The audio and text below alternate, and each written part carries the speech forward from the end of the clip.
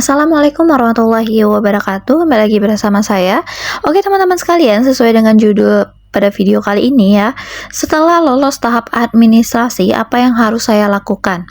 Nah, ketika teman-teman sudah lolos seleksi administrasi untuk pelamar P3K, teman-teman harus menyiapkan diri teman-teman dalam menghadapi tes CAT nanti ya teman-teman. Nah, adapun CAT untuk P3K itu akan diteskan sebanyak 4 kompetensi yang akan diteskan.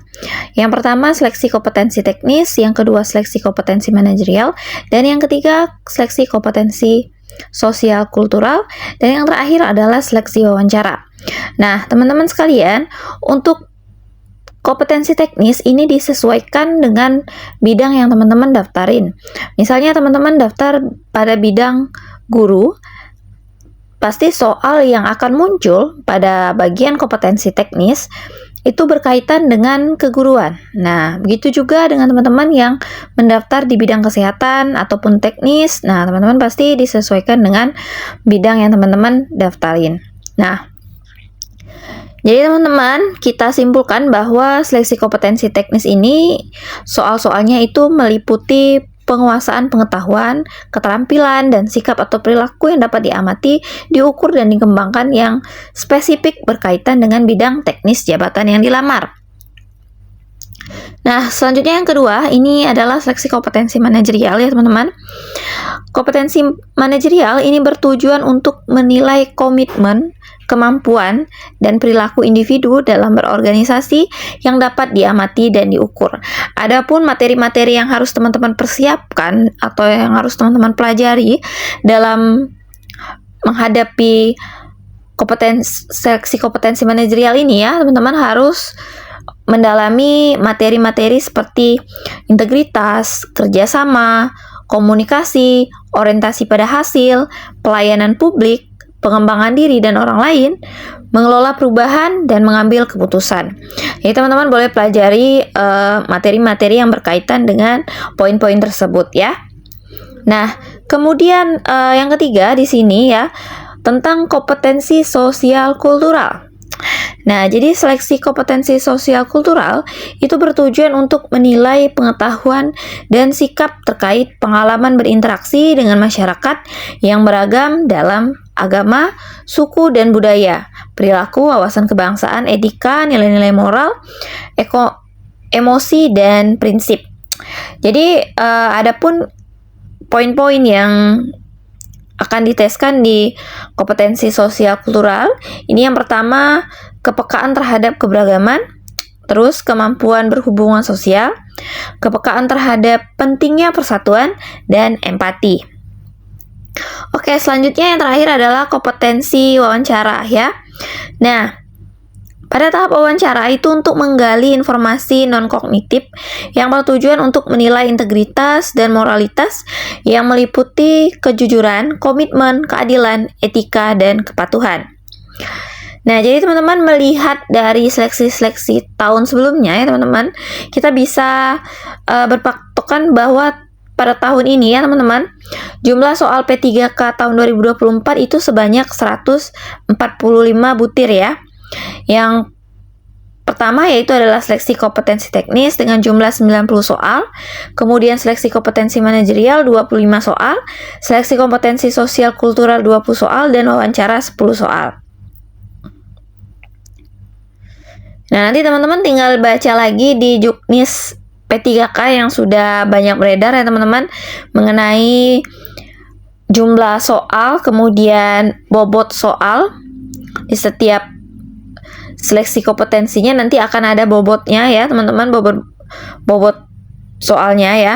Teman-teman dibaca dulu aja juknisnya ya. Nah, jadi P3K ini hanya 4 kompetensi yang akan diteskan teman-teman. Jadi setelah lolos administrasi ya, alangkah lebih baiknya teman-teman harus belajar dan berdoa untuk menghadapi seleksi kompetensi nanti ya yang akan diselenggarakan melalui CAT. Nah, bagi teman-teman yang belum lolos, mungkin teman-teman bisa sanggah ya lewat form sanggahannya, bisa sanggah bagi teman-teman yang belum lolos administrasi ya, jika masih ada waktu. Bagi teman-teman yang sudah lolos, selamat, teman-teman harus berjuang lagi untuk menghadapi seleksi CAT. Nah, kalau P3K ini ya teman-teman, jadi itu tergantung dengan penyelenggara instansinya. Ada yang tidak ada tes tambahan dan ada tes tambahan. Nah, waktu tahun-tahun sebelumnya ada instansi-instansi yang melakukan tes tambahan setelah CAT. Jadi setelah CAT BKN ada tes tambahan. Nah, itu tidak semua instansi yang mengadakan tes tersebut. Ada juga instansi atau daerah-daerah yang tidak mengadakan tes tambahan, hanya mengandalkan tes CAT aja ya. Jadi hanya seleksi CAT aja yang diandalin nilai-nilainya untuk penentuan kelulusan P3K. Oke teman-teman sekalian, nah saya akan menginformasikan bahwa di video atau di channel-channel di video ini ya teman-teman, di video channel ini ya teman-teman, ada membahas soal-soal P3K juga ya teman-teman, membahas soal-soal P3K di bagian playlist. Di playlist teman-teman bisa cari saja ya pembahasan soal-soal P3K, mulai dari soal manajerial, sosial kultural, wawancara, dan soal teknis khususnya keguruan juga ada di playlist kita ya teman-teman. Teman-teman bisa cek saja ya di playlist. Di situ banyak sekali pembahasan soal. Untuk teman-teman yang ingin mempersiapkan diri dan belajar melalui video, yang senang belajar melalui video, kita udah sediain pembahasan soalnya. Bisa jadi referensi teman-teman sekalian untuk belajar. Nah, teman-teman juga bisa beli buku ya, karena banyak sekali sekarang ini buku-buku yang sudah dijual bebas, ataupun e-book ya, buku-buku elektronik untuk persiapan CAT P3K. Itu sudah banyak dijual secara online, juga sudah ada. Bagi teman-teman yang baru tes di tahun ini, teman-teman alangkah lebih baiknya persiapkan dengan baik ya untuk CAT, karena soal-soal P3K ini lumayan sulit ya, dan bentuk soalnya itu HOTS. Jadi alangkah lebih baiknya kita harus membiasakan diri untuk mengerjakan soal-soal berbentuk seperti itu. Nah, jadi terima kasih yang telah menonton video ini. Semoga video ini memberikan gambaran teman-teman dalam mengikuti seleksi P3K di tahun 2024. Saya akhiri, wassalamualaikum warahmatullahi wabarakatuh.